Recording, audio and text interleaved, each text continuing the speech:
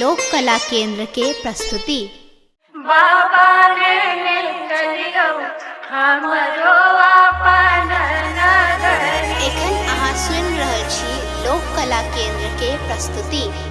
बाबा लेने चलियो हमरो अपन नगरी।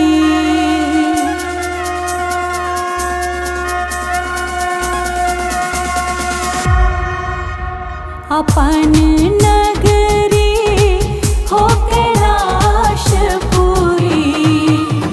अपन नगरी हो कैलाश पुरी। बाबा लेने चलियो हमरो अपन नगरी।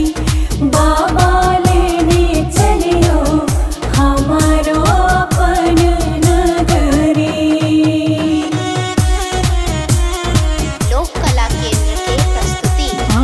के नगर में बाबा, आहाँ के नगर में बाबा गंगा नहायब। आहाँ के नगर में बाबा गंगा नहायब। जल भरिया नब हम भैर गगरी। यो बाबा जल भर आनब हम भैर गगरी। यो बाबा लेने चलियो हमरो अपन नगरी। बाबा लेने चलियो हमरो अपन नगरी। लोक कला केंद्र के प्रस्तुति। कार्तिक कार्तिक गणपति, गणपति गोद खिलायब।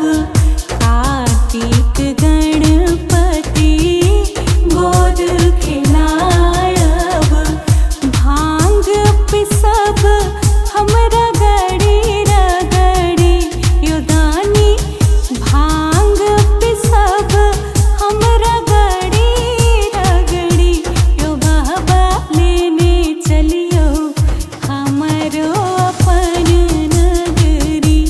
बाबा लेने चलियो हमरो अपन नगरी।